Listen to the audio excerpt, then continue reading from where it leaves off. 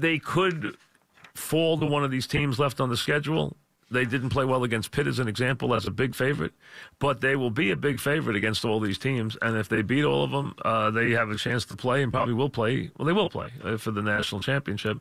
Now, doesn't mean they're going to win. Nobody's going to beat Alabama this year, but you still like to get in the Final Four if you can. And they have a chance to get in this year.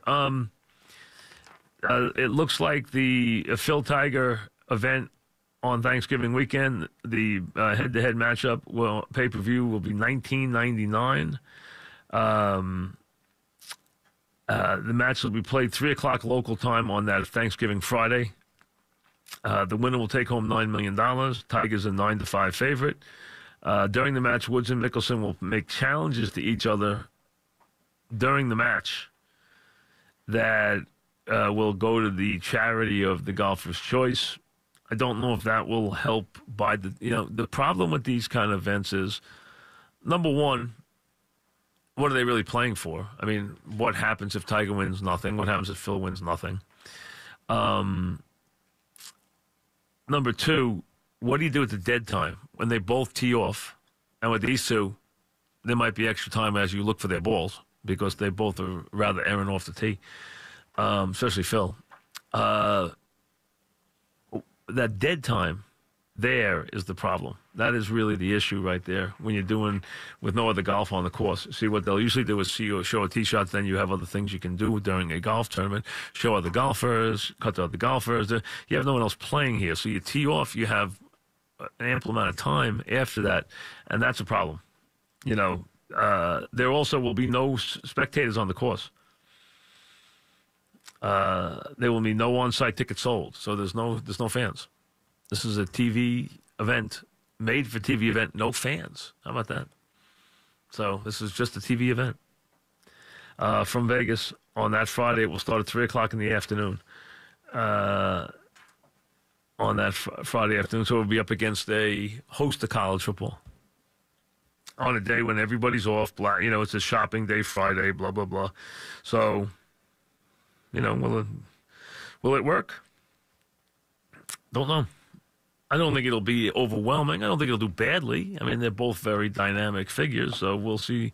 We'll see. Golfers are different, so they love their sport. The question is there enough of them? That'll be the question. So that's where we are right now as we head towards this late October weekend.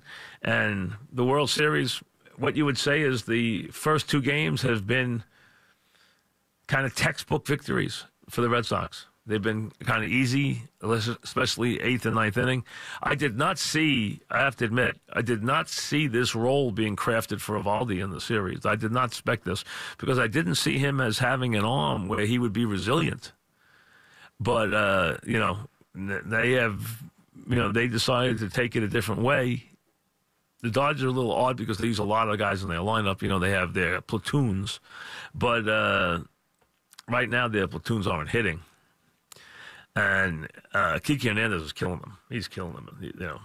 He has absolutely left 1 million guys on base in the postseason. 1 million. All right, Stephen Rockland starts us off. What's up, Steve?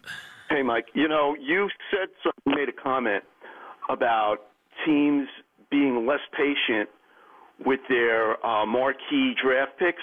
And as a Giant fan, two names that popped right into my head when you said that were Dave Brown and Ron Dane. Okay? Yep. Guys who just, the Giants would not cut them loose, and they were. The old days used to be a premise that there would always be late. If a guy was a bust as a first rounder, there would be fights. I mean, when the guy was really a bust, it was terrible. There would be fights. Yeah, there would be fights between the head coach and the GM. The GM would want to keep the guy on the roster.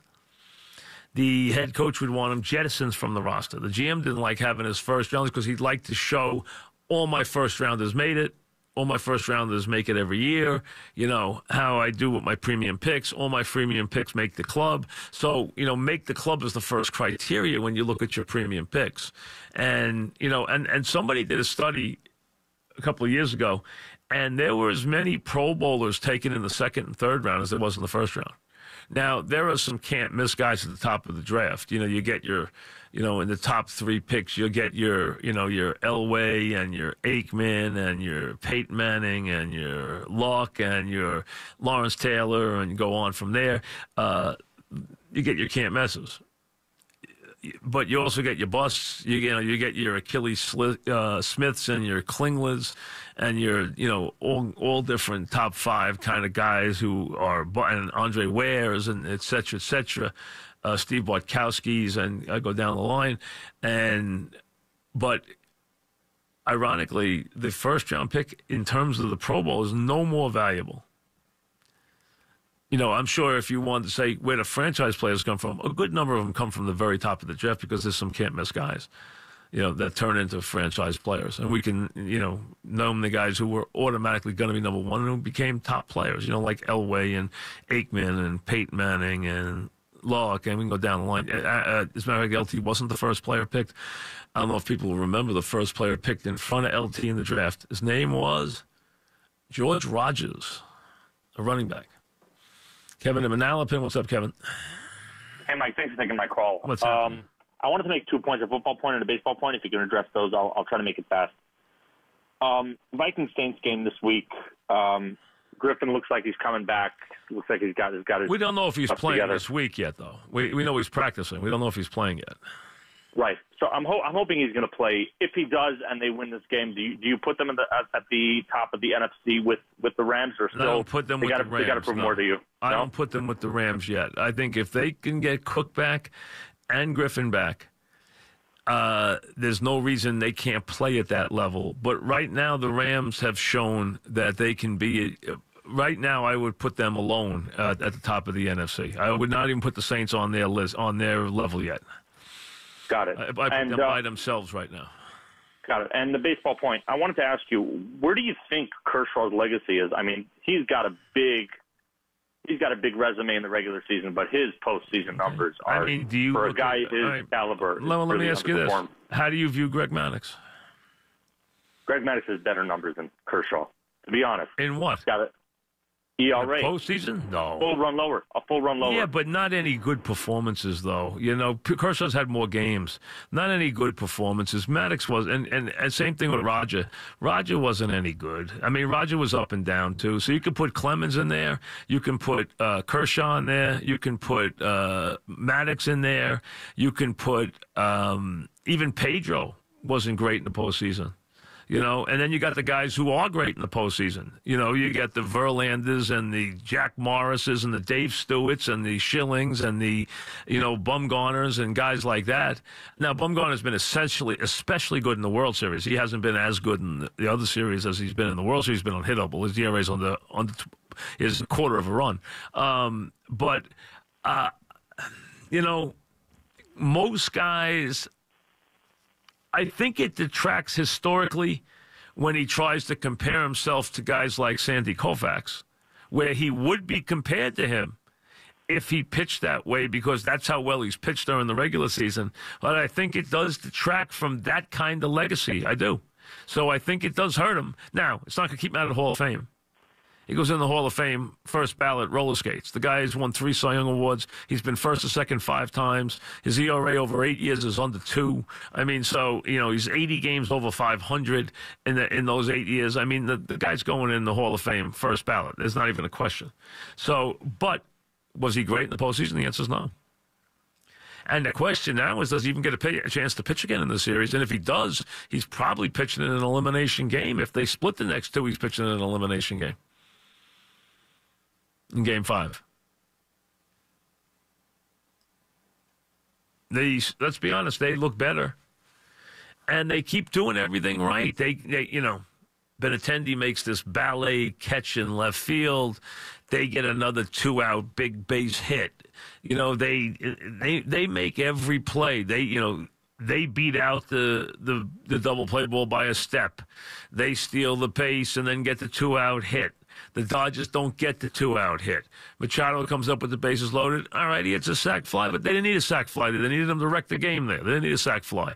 I mentioned Kiki Hernandez was killing them. I mean, killing them in these series. Mike in Queens, what's up, Mike? Hey, Mike, what's going on? What's happening? My call.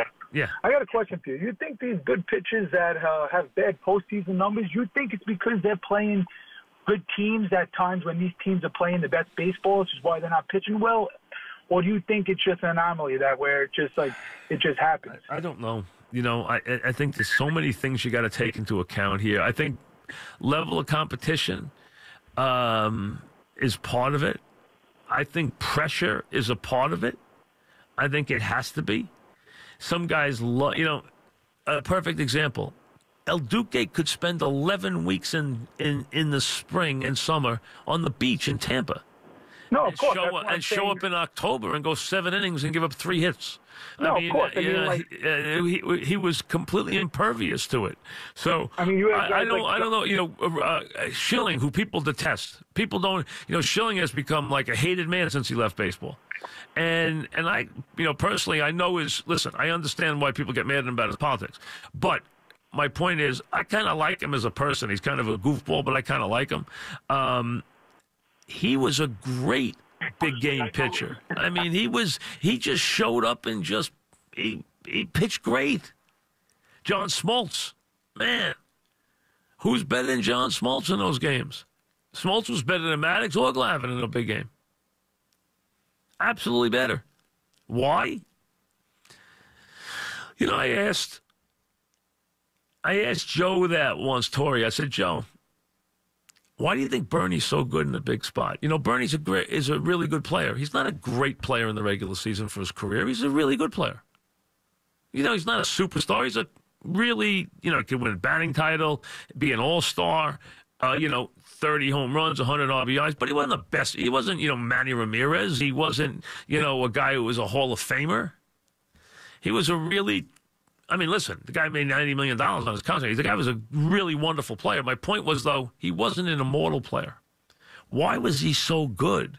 Where if you look at the postseason, his numbers, doubles, home runs, RBI, he's right at the top. Now, he played in a lot of games, but he produced. Why? And he said,